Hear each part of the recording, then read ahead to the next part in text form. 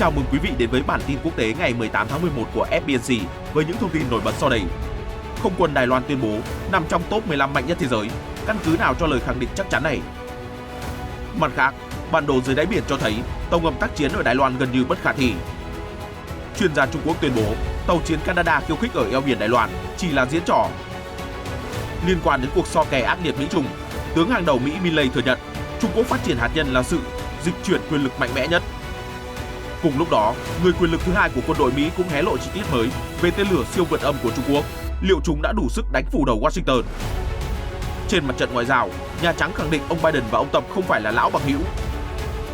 Dù vậy, lãnh đạo Mỹ-Trung đang hướng tới đối thoại về kiểm soát vũ khí nguy hiểm. Một số tin nóng khác, Nga xác nhận đã bắn hạ thành công vệ tinh ngoài không gian. Một số tiểu đoàn tên lửa Nga sẵn sàng dàn quân ở Belarus. Lần đầu tiên trong gần 200 năm, Boston có nữ thị trưởng gốc Á. Người dân Canada chung tay giải cứu gia súc mắc kẹt giữa dòng lũ lênh láng. Tất cả diễn biến mới nhất trên toàn cầu sẽ có trong bản tin ngay sau đây. Với việc lần đầu tiên triển khai tiêm kích tấn công F-16V cho một phi đội vào hôm nay ngày 18 tháng 11, Đài Loan khẳng định họ có lực lượng không quân nằm trong top 15 mạnh nhất thế giới. Tướng không quân Hoàng Chí Vĩ vào hôm qua nói trước lập pháp viện, căn cứ trên số lượng 300 máy bay chiến đấu mà Đài Loan đang triển khai, lực lượng không quân của họ nằm trong số hùng mạnh nhất. Đài Loan đang trong quá trình nâng cấp 141 tiêm kích F-16A, B lên thành F-16V. Hiện 64 chiếc đã hoàn thành cải tiến. Theo cơ quan phòng vệ của hòn đảo mới đây cho biết, phi đội sử dụng toàn tiêm kích F-16V sẽ chính thức ra mắt tại căn cứ không quân Gia Nghĩa vào hôm nay với sự tham gia của lãnh đạo Thái Anh Văn. Bên cạnh nâng cấp, Đài Loan cũng đặt mua mới 66 chiếc F-16V. Các nghị sĩ kêu gọi quân đội giải quyết vấn đề thiếu hụt nguồn nhân lực bằng cách tăng lương cho phi công và cung cấp môi trường làm việc tích cực hơn. Đài Loan cần phải thu hẹp khoảng cách về thu nhập giữa phi công dân sự với phi công của lực lượng không quân, theo các quan chức khẳng định. Viện Nghiên cứu Hàng hải Đài Loan NAMA vừa cung cấp bản đồ cho thấy các tàu ngầm lớn rất khó đi vào vùng nước xung quanh hòn đảo. Bản đồ công bố ngày 16 tháng 11 thể hiện địa hình dưới đáy biển ở các vùng nước xung quanh Đài Loan, bao gồm khu vực eo biển. Bản đồ còn cho thấy rõ các rãnh và hẻm núi ngầm. Từ hơn 6 triệu năm trước, một khu vực Đài Loan cao tới gần 4.000 mét. Trong khi độ sâu nhất ở vùng biển phía đông của hòn đảo cũng tới 6.000 mét, nhưng ở khu vực phía tây, khu vực eo biển chỉ có độ sâu trung bình 60 mét. Nhiều ý kiến cho rằng độ sâu quá chênh lệch xung quanh Đài Loan đặt ra bài toán khó cho nhiều loại tàu ngầm, bởi vì kích cỡ lớn của tàu ngầm sẽ khó di chuyển nhanh qua khu vực eo biển trong điều kiện giao tranh, chưa kể đến địa hình gồ ghề dưới đại dương. Sau khi cùng tàu khu trục Mỹ trình diễn một màn dạo biển ngang qua khu vực eo biển Đài Loan vào giữa tháng 10 khiến Trung Quốc nóng mặt, tàu chiến Canada HMCS Winnipeg đã dừng lại nghỉ ngơi tại căn cứ Hải quân Bãi Biển Trắng của Hoa Kỳ ở Okinawa, Nhật Bản vào đầu tuần này. Được biết, tàu chiến của Hải quân Hoàng gia Canada cũng đã tham gia huấn luyện chung với hàng không mẫu hạm Hoa Kỳ và Vương quốc Anh, cũng như tàu chiến của lực lượng phòng vệ hàng hải Nhật Bản. Trước những động thái nhằm nhấn mạnh quyền tự do hàng hải của cộng đồng quốc tế, một chuyên gia quân sự Trung Quốc mới đây đã cáo buộc do Hoa Kỳ khuyến khích và chỉ ra rằng những hành động này mang tính khiêu khích, đi ngược lại tình hình hòa bình và ổn định chung của an ninh hàng hải ở khu vực châu Á-Thái Bình Dương. Vị chuyên gia này còn mỉa mai, Canada chỉ đang cố gắng theo chân Nhật Bản, tìm kiếm sự chú ý và chẳng có tác dụng hữu hiệu nào trong việc răn đe Trung Quốc. Cụ thể, Zhang Zhenxi, một nghiên cứu viên cao cấp tại Học viện Nghiên cứu Hải quân Quân Giải phóng Nhân dân Trung Quốc POA, nói với thời báo Hoàn Cầu rằng tàu chiến Canada cùng với lực lượng quân sự hạn chế mà nước này đã gửi đến khu vực Viễn Đông trong những năm này hầu như chẳng có ý nghĩa gì thực tế. Kể từ tháng 9, hàng không mẫu hạm HMS Queen Elizabeth của Anh, khinh hạm Bayern của Hải quân Đức và tàu chiến SMCS Winnipeg của Canada đã liên tiếp cập cảng Nhật Bản. Chuyên gia Zhang còn cho rằng việc Nhật Bản tham gia góp gió thành bão trong chiến lược răn đe Trung Quốc là vì phía Tokyo cảm thấy không thoải mái trong một thời gian dài sau khi bị GDP của Bắc Kinh vượt mặt. Việc ngồi yên chịu trận chưa bao giờ là phong thái của Trung Quốc. Chính vì vậy, ông Zhang cũng nhấn mạnh Trung Quốc sẽ kiên quyết bảo vệ chủ quyền, an ninh và lợi ích phát triển của mình. Ngoài ra, chuyên gia quân sự Trung Quốc còn tin tưởng rằng chuyện hay vẫn còn ở hồi kết khi mà các đồng minh của Hoa Kỳ có những tính toán riêng khi buộc phải xem xét lại mối quan hệ kinh tế chặt chẽ với Trung Quốc. Hồi thứ Bảy tuần trước, 13 tháng 11, Hải quân Quân Giải phóng Nhân dân Trung Quốc POA đã điều một tàu khu trục tên lửa dẫn đường Trip 052D và một tàu khu trục mang tên lửa dẫn đường Trip 054A qua eo biển Tsushima. Trước đó, 3 tàu chiến của POA cũng đã đi qua eo biển Miyako, bao gồm một tàu khu trục tên lửa dẫn đường TRIP 052D, khinh hạm tên lửa dẫn đường TRIP 054A và một tàu bổ sung TRIP 903 vào thứ Sáu ngày 12 tháng 11. Cùng với việc tài sản ròng của Trung Quốc chính thức vượt Mỹ để đứng đầu thế giới, hiện tại, sự nhảy vọt về quân sự của Bắc Kinh cũng khiến Washington cực kỳ lo ngại. Một nhóm quan chức Lầu Năm Góc do tướng Mark Milley, Chủ tịch Hội đồng Tham mưu trưởng Liên quân Mỹ dẫn đầu, đang gióng lên hồi chuông báo động về lực lượng hạt nhân của Trung Quốc. Ông nói, chúng ta đang chứng kiến sự dịch chuyển quyền lực địa chính trị lớn nhất thế giới từ trước đến nay. Tướng Milley cho rằng Trung Quốc đang phát triển hạt nhân để đạt tới khoảnh khắc Sputnik, thuật ngữ chỉ về sự tiến bộ đáng kinh ngạc của cường quốc, khiến các bên ngỡ ngàng và lo ngại. Cụm từ này ban đầu chỉ vụ phóng vệ tinh nhân tạo của Liên Xô năm 1957 làm Mỹ sửng sốt và sau đó phát động một cuộc đua không gian. Nền quân sự của Trung Quốc cũng đang phát triển thần tốc như vậy. Nói với Financial Times, ông Milley cho rằng sự dịch chuyển này diễn ra song song với sự thay đổi tính chất chiến tranh. Chúng ta cần phải phát triển khẩn cấp năng lực trên mọi miền chiến thuật, trên bộ, trên biển, trên bầu trời, ngoài vũ trụ, an ninh mạng và lực lượng hạt nhân chiến lược để theo kịp đà vươn lên trong bức tranh toàn cầu. Chúng ta phải hành động ngay bây giờ, nếu không, chúng ta đang đặt thế hệ tương lai vào hoàn cảnh thất bại. Vị tướng 4 sao không nói rõ Washington sẽ hành động ra sao để kiềm chế tốc độ phát triển hạt nhân của Trung Quốc. Mỹ cũng đang ở giữa quá trình hiện đại hóa kho hạt nhân. Kế hoạch này kéo dài 30 năm và dự kiến tiêu tốn khoảng 1.700 đô la. Đầu tháng này, Lầu Năm Góc ước tính Trung Quốc có thể sở hữu tới 1.000 đầu đạn hạt nhân vào năm 2030. Ông Milley cho rằng Trung Quốc là mối đe dọa lớn nhất về ngôi vị bá chủ trong lĩnh vực quân sự của Hoa Kỳ. Để dễ hình dung, Mỹ hiện có 3.750 đầu đạn hạt nhân và cũng dự kiến bổ sung số lượng. Lầu Năm Góc cho rằng Trung Quốc phát triển bộ ba hạt nhân, tức là có thể phóng vũ khí hạt nhân từ hầm silo, từ tiêm kích và từ tàu ngầm. Quan chức Lầu Năm Góc còn e ngại về các phương tiện phóng mới của Trung Quốc, bao gồm phương tiện lướt siêu thanh có thể chọc thủng hệ thống phòng thủ tên lửa của Mỹ. Trong khi đó, Bắc Kinh tức giận với báo cáo của Lầu Năm Góc. Bộ Ngoại giao Trung Quốc cho rằng tài liệu đó mang nặng tính định kiến, phớt lờ sự thật. Bắc Kinh cho rằng Washington đang thổi phồng cái gọi là mối đe dọa từ Trung Quốc, trong khi Mỹ mới tiềm ẩn mối họa hạt nhân lớn nhất đe dọa toàn cầu. Trong cuộc phỏng vấn độc quyền với CBS News, tướng John Hayton, người quyền lực thứ hai của quân đội Mỹ sau Mark Milley, đã hé lộ thêm chi tiết về vụ thử vũ khí siêu vượt âm của Trung Quốc mùa hè vừa qua. Các báo cáo trước đó nói rằng tên lửa này bay vòng quanh trái đất với tốc độ gấp 5 lần âm thanh. Tướng Hayton cho biết thêm, họ đã phóng một tên lửa tầm xa, nó bay vòng quanh thế giới, thả xuống phương tiện lướt siêu âm trên đường hướng về Trung Quốc và tác động mục tiêu ở Trung Quốc trong cuộc thử nghiệm. Tên lửa đã suýt tiêu diệt mục tiêu. Không giống như tên lửa đạn đạo xuyên lục địa di chuyển với quỹ đạo đoán trước được và có thể theo dõi bằng radar tầm xa, đường bay của tên lửa siêu vượt âm gần hơn với trái đất khiến radar khó phát hiện hơn.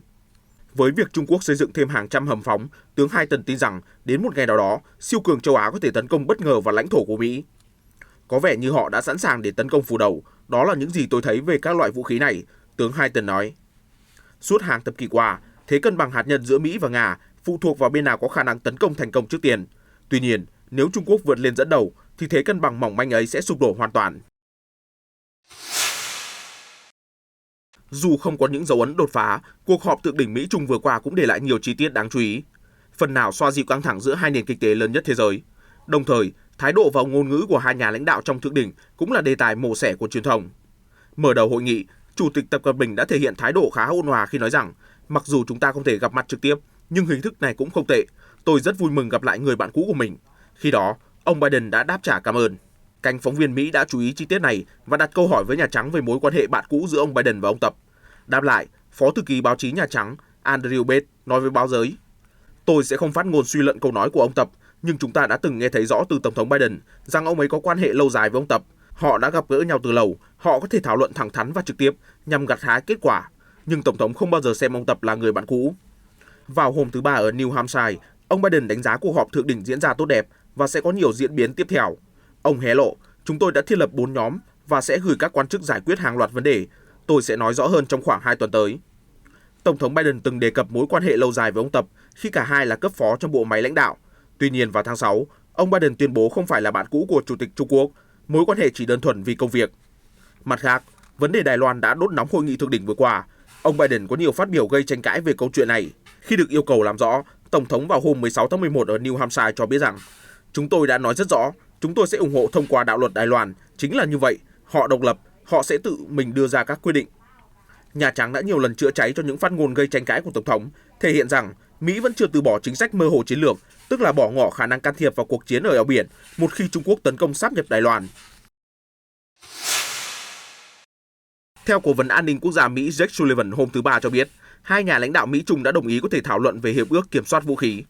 Ông Sullivan cho biết, chúng ta sắp chứng kiến những sự cam kết mạnh mẽ để đề ra bộ hướng dẫn chung, đảm bảo cuộc chạy đua phát triển vũ khí sẽ không biến thành xung đột toàn diện. Ông Sullivan không nói rõ hình thức thảo luận để đảm bảo sự ổn định chiến lược, nhưng hé lộ rằng bối cảnh sẽ khác với thảo luận kiểm soát vũ khí giữa Mỹ và Nga. Mối quan hệ đó có lịch sử dài và sâu sắc hơn. Còn với việc đảm bảo ổn định chiến lược Mỹ-Trung, hai nhà lãnh đạo sẽ đề ra cách thức phù hợp và hiệu quả nhất. Trước đây, Washington nhiều lần hối thúc Bắc Kinh tham gia hiệp ước kiểm soát vũ khí của ba bên Mỹ, Nga, Trung Quốc. Tuy nhiên, Bắc Kinh cho rằng kho hạt nhân của họ chẳng đáng kể so với Mỹ và Nga và chỉ sẵn sàng đối thoại song phương về an ninh chiến lược dựa trên nguyên tắc công bằng và tôn trọng lẫn nhau. Trong lúc truyền thông trầm trồ đưa tin về việc các máy bay Mỹ đã xuất hiện thường xuyên trên vùng trời biên giới giữa Belarus và Ba Lan, thì vào hôm thứ Ba 16 tháng 11, lực lượng không quân Hoa Kỳ đã lên tiếng xác nhận việc các loại máy bay của quân đội Mỹ thường xuyên xuất kích ở châu Âu. Người phát ngôn của không quân Mỹ cho biết, không quân Mỹ thường xuyên vận hành tất cả các loại máy bay trong khu vực và mọi hoạt động đều được thực hiện với sự phối hợp đầy đủ với các đồng minh và đối tác. Các hoạt động huấn luyện kết hợp và các cam kết hợp tác an ninh của Mỹ với Ba Lan thể hiện cam kết chung của chúng tôi trong việc duy trì một châu Âu an toàn và bảo đảm an ninh, đồng thời giúp duy trì một thế trận phòng thủ đáng tin cậy, luôn sẵn sàng hỗ trợ các hoạt động ở bất kỳ đâu trên toàn cầu. Người phát ngôn cho biết thêm, các cuộc tập trận với Ba Lan được tổ chức định kỳ và phía quân đội Mỹ sẽ điều chuyển lực lượng luân phiên. Trước đó, vào hôm thứ Hai 15 tháng 11, truyền thông Nga trích dẫn các nguồn tin từ hàng không phương Tây cho biết hai trinh sát cơ Mỹ, bao gồm Bombardier Challenger 650, Artemis và RC-135V đã bay qua biên giới giữa Belarus và Ba Lan. Liên quan đến màn thử tên lửa diệt vệ tinh gây rúng động truyền thông quốc tế của Nga, Bộ trưởng Quốc phòng nước này Sergei Shoigu vừa cho biết hệ thống vũ khí tiên tiến trong tương lai của Nga đang được thử nghiệm đã bắn trúng mục tiêu với độ chính xác cao. Đối diện với những lời chỉ trích, mà đặc biệt là từ phía Mỹ, khi cho rằng việc bắn hạ vệ tinh của Nga đã tạo ra hàng ngàn mảnh vỡ không gian có khả năng đe dọa các vệ tinh và thiết bị không gian có vai trò tối cần thiết đối với an ninh, kinh tế và khoa học của tất cả quốc gia trong hàng chục năm tới. Ông Shoigu nhấn mạnh, đúng là chúng tôi đã thử nghiệm thành công một hệ thống tiên tiến của tương lai. Nó bắn trúng một vệ tinh cũ với độ chính xác đáng kinh ngạc. Các mảnh vỡ còn lại không gây ra mối đe dọa nào đối với hoạt động không gian. Phát biểu của ông Shoigu được đưa ra trong chuyến thăm các đơn vị quân đội ở quân khu phía Tây gần Voronezh. Trước đó, vào hôm thứ Ba 16 tháng 11, Bộ Quốc phòng Nga ra thông báo một vệ tinh vũ trụ cũ của Nga đã được phá hủy thành công. Bộ Quốc phòng Nga cũng lưu ý họ đang tiến hành hoạt động thường lệ nhằm tăng cường khả năng phòng thủ của quốc gia. Bộ Quốc phòng Anh cũng bày tỏ lo ngại về những mảnh vỡ mà Nga tạo ra khi cho rằng nó có thể gây ra mối đe dọa đối với trạm vũ trụ quốc tế hoặc các vệ tinh khác. Do vậy, phía Nga ngay lập tức đã đưa các mảnh vỡ vào danh sách giám sát hàng ngày. Trong bối cảnh khủng hoảng di cư tại khu vực biên giới của Belarus và các bên đổ lỗi qua lại cho nhau khiến sự vụ trở nên căng thẳng. Nếu không quân Mỹ xác nhận hoạt động thường trực tại biên giới Ba Lan-Belarus, thì phía Nga được cho là cũng sẵn sàng cắt cử một tiểu đoàn tên lửa chiến thuật Iskander đến Belarus. Thông tin này được xác nhận bởi Bộ trưởng Quốc phòng Belarus Viktor Grenin vào hôm thứ Ba ngày 16 tháng 11. Mặc dù Belarus muốn có các tiểu đoàn hệ thống tên lửa chiến thuật Iskander của riêng mình, nhưng nếu trong thời điểm gấp rút và Belarus chưa thể trang bị kịp, thì một số tiểu đoàn vũ khí này của Nga luôn sẵn sàng viện trợ nếu cần. Tổng thống Belarus Alexander Lukashenko ngày 13 tháng 11 thông báo ông muốn sở hữu một số tiểu đoàn hệ thống tên lửa chiến thuật Iskander để triển khai chúng ở các khu vực phía Tây và phía Nam của đất nước. Ông đã đưa ra lời đề nghị này với người đồng cấp Nga Vladimir Putin. Ủy viên Hội đồng thành phố Mi Shoigu vào hôm thứ Ba 16 tháng 11 chính thức trở thành phụ nữ đầu tiên và người da màu đầu tiên được bầu trở thành thị trưởng trong lịch sử gần 200 năm của thành phố Boston. Bà Wu, người tranh cử với các chính sách tự do bao gồm kế hoạch cải tổ, kiểm soát tiền thuê nhà và dự án xanh cho Boston, đã vừa tuyên thệ nhậm chức giữa những tràng pháo tay từ đám đông ủng hộ ở tòa thị chính. Lần đầu tiên đặt chân đến thành phố Boston, tôi cảm thấy như vô hình. Điều đó nhắc tôi nhớ về gia đình nhập cư của mình đã từng cố gắng tránh xa các không gian như nơi đây. Chúng ta còn rất nhiều việc phải làm và tất cả phải đồng lòng cùng nhau. Bà Wu là thành viên đảng Dân Chủ, có mối quan hệ thân thiết với thượng nghị sĩ bang Massachusetts là Elizabeth Warren. Thành phố Boston đã bầu ra những người đàn ông da trắng làm thị trưởng trong gần 200 năm qua, cho đến cuộc bầu cử bước ngoặt vào tháng này. Dù trước đó, quyền thị trưởng, bà Kim Jong-un là một phụ nữ gốc Phi, cũng ghi tên vào lịch sử khi điều hành thành phố trong thời gian ngắn, do thị trưởng tiền nhiệm Marty Walsh đã đến Washington tham gia vào chính quyền của ông Biden. Về tình hình di cư để tìm đường đến giấc mơ Mỹ của những người phần lớn đến từ Trung Mỹ và Caribe, theo thông tin từ Reuters, một đoàn lữ hành di cư đã tiếp tục lộ trình đến bang vùng vịnh Veracruz của Mexico vào chiều thứ Ba ngày 16 tháng 11. Veracruz là bang thứ ba mà đoàn lữ hành di cư này dự định đi qua trên đường tới biên giới phía Bắc với Hoa Kỳ. Mặc dù đã có ít nhất 50 quan chức Mexico lo về vấn đề nhập cư đã có mặt tại thị trấn Suchilaban của bang Veracruz để cấp thị thực nhân đạo cho người di cư ở lại Mexico, nhưng một số người di cư vẫn tỏ ra nghi ngờ lời đề nghị này. Được biết, thị thực nhân đạo sẽ tạm thời quy định tình trạng pháp lý của người di cư ở Mexico và cho phép họ tiếp cận các dịch vụ công như chăm sóc sức khỏe cũng như khả năng làm việc. Tuy nhiên, những người di cư cho rằng chính quyền Mexico đã từng thất hứa trong quá khứ và bắt họ phải chờ đợi trong khoảng thời gian rất dài mà không có kết quả gì. Theo Reuters, đoàn lữ hành đang ở Veracruz gồm hơn 1.000 người di cư, phần lớn vẫn đến từ Trung Mỹ và Caribe. Giữa lúc khu vực phía tây tỉnh British Columbia của Canada chìm trong dòng nước lũ, nông dân và người địa phương đã cùng nhau mô tô nước để giải cứu khoảng 50 con gia súc bị mắc kẹt ở thị trấn Abbotsford vào ngày 16 tháng 11. Hiện tại, mưa lũ và sạt lở vẫn diễn ra dai dẳng, nhiều tuyến đường phải đóng cửa, bao gồm cả con đường chính dẫn tới Vancouver. Thị trưởng Abbotsford, ông Henry Brown cho biết rất tự hào vì mọi người đã hợp sức giúp đỡ nhau trong tình huống khẩn cấp. Ông cũng nói chính phủ sẽ có thêm hỗ trợ trong những ngày tới. Từ Ottawa, Thủ tướng Justin Trudeau cho biết chính phủ rất lo ngại về đợt lũ và sẽ thúc đẩy gửi viện trợ nhanh nhất có thể. Đợt mưa lũ đã khiến ít nhất một người thiệt mạng và 2 người khác mất tích. Người bán hàng rong ở New Delhi, Ấn Độ cảm giác như họ đang ở tuyến đầu chống lại bức màn sương khói độc hại khi mức độ ô nhiễm không khí trong những tuần qua được mô tả là không thể chịu đựng nổi. Tình trạng ô nhiễm trầm trọng bắt đầu từ tháng 11 và chính quyền New Delhi đã ban hành các biện pháp khẩn cấp từ ngày 13 tháng 11, bao gồm đóng cửa trường học và công trình xây dựng trong vòng 4 ngày. Tòa án tối cao Ấn Độ vào hôm thứ Tư cũng kêu gọi hành động mạnh mẽ hơn để chống lại ô nhiễm, có thể cân nhắc cho ngừng hoạt động tạm thời ngành công nghiệp ở New Delhi và các địa phương lân cận. Người dân thủ đô cho biết đều cảm thấy khó thở, đau mắt và vật lộn để sinh tồn. New Delhi thường hứng chịu không khí ô nhiễm cực độ vào mùa đông khi nông dân đốt rác chuẩn bị cho vụ mùa tiếp theo, nhưng nhiệt độ thấp giữ khói lại gần mặt đất hơn. Thêm vào đó là khí thải từ phương tiện giao thông, nhà máy điện than và đốt rác sinh hoạt ở thành phố hơn 20 triệu dân. Ấn Độ đã nỗ lực giảm đốt rác nông nghiệp vào mùa đông nhưng vẫn không có bước tiến đột phá, mặc dù đã chi hàng tỷ rupee trong 4 năm qua. Chỉ số chất lượng không khí ở Delhi vào hôm thứ Hai là 343 trên thang đo 500, mức rất nguy hại cho sức khỏe, ảnh hưởng đến mọi người và bóp nghẹt những người có bệnh nền về hô hấp hay tim mạch. Các cửa hàng đã nhộn nhịp bán đồ trang trí Giáng sinh ở Paris từ hôm thứ Hai ngày 15 tháng 11. Thế nhưng, người dân thủ đô Pháp không mấy vui mừng giữa lúc số ca nhiễm COVID-19 mới tăng vọt và lệnh phong tỏa vẫn chực chờ rơi xuống. Các gia đình và cặp đôi được nhìn thấy dạo quanh ở nhiều cửa hàng đầy màu sắc, ngắm nhìn ánh đèn lấp lánh hay thử loại nước hoa Chanel mới. Tôi cảm thấy thật tuyệt diệu. Mỗi năm, chúng tôi đều hòa mình vào không khí lễ hội Giáng sinh. Mọi người thường quay video ngắn trên đường phố Paris xinh đẹp để làm kỷ niệm, trích cư dân Lipo nói với Reuters. Điều đáng tiếc là khi Giáng sinh cận kề, Pháp lại tái bùng phát dịch, dấy lên lo ngại về đợt phong tỏa mới. Ca nhiễm mới hàng ngày đã vượt mốc 10.000. Từ giữa tháng 10, số ca nhiễm mới đã tăng tỷ lệ 2 con số sau mỗi tuần. Cô Suzanne xuống phố mua sắm Giáng sinh cùng con gái, nêu ý kiến rằng nếu có thêm lệnh phong tỏa, chúng tôi cũng đành chấp hành thôi. Đó cũng là lý do tôi đi mua sắm ngay khi các cửa tiệm bắt đầu bán đồ trang trí Noel. Chúng tôi muốn tận hưởng khoảng thời gian tự do này. Trong khi đó, phát ngôn viên chính phủ Gabriel Attal hôm 16 tháng 11 phát biểu trên truyền thông rằng hiện giới chức vẫn chưa thảo luận về đợt phong tỏa cuối năm. Vận động viên lướt ván diều Francisco Lufinha vừa lên đường chinh phục một hành trình gian nan, vượt 6.000 km xuyên qua Đại Tây Dương chỉ trên con thuyền nhỏ bé, chạy bằng năng lượng gió của những cánh diều. Chiếc thuyền Trimaran của người đàn ông Bồ Đào Nha không lớn hơn tiêm kích chiến đấu và nó chạy hoàn toàn bằng năng lượng gió khi hướng đến đảo Martin Quy ở vùng Caribe. Vận động viên đã hoàn thành chặng đường đầu tiên từ thành phố cảng Casca đến đảo La Palma của thành phố Bồ Đào Nha, khoảng cách 1.300 km. Trước mắt, anh còn tới 4.700 km phải hoàn thành nhằm nâng cao nhận thức về vấn đề ô nhiễm trên đại dương. Lufinha cho biết anh chọn lướt ván diều vì phương tiện này hiệu quả hơn thuyền buồm truyền thống và có thể sử dụng sức gió hiệu quả hơn.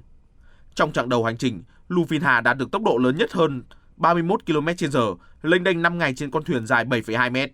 Anh đã khởi hành vào hôm 16 tháng 11 và dự kiến sử dụng luân phiên cũng như sửa chữa 11 con diều để hoàn thành giấc mơ đặt chân tới Caribe. Ả Rập Saudi đang mở ra một tour du lịch trải nghiệm đặc biệt ở khu vực sa mạc ngay giữa thủ đô Riyadh, nơi sinh sống của khoảng 700 loài động vật bản địa châu Phi. Hổ, sư tử, voi, hươu nai, đa điểu chỉ là một vài trong hàng loạt loài động vật đã được máy bay đưa tới khu bảo tồn Safari rộng tới 175.000 m² ở ngoại ô thành phố. Lần đầu tiên, du khách tới Ả Rập Saudi có cơ hội ngồi xe chạy băng băng qua thảo nguyên với nhiều loại động vật hoang dã oai vệ. Một du khách cho biết, chúng tôi rất bất ngờ. Trước đây Ả Rập Saudi chỉ có những sở thú nhỏ với các con vật trong lồng sắt, nhưng cảnh tượng hôm nay hoàn toàn trái ngược. Thật tuyệt vời, chúng tôi cảm thấy như đang ở giữa thảo nguyên châu Phi vậy. Mỗi chuyến xe đặc biệt xuyên qua Safari có thể chở tối đa 32 du khách với giá vé khoảng $40, còn xe Jeep thuê riêng sẽ tốn khoảng $266 nhưng rộng rãi và thoải mái hơn. Thông tin vừa rồi đã khép lại bản tin quốc tế hôm nay. Cảm ơn quý khán giả đã theo dõi. FBNC sẽ tiếp tục cập nhật những thông tin mới và nóng nhất xoay quanh các diễn biến xảy ra trên toàn cầu. Hãy bấm theo dõi FBNC ngày hôm nay để luôn đồng hành cùng chúng tôi trong các bản tin tiếp theo. Xin chào và hẹn gặp lại.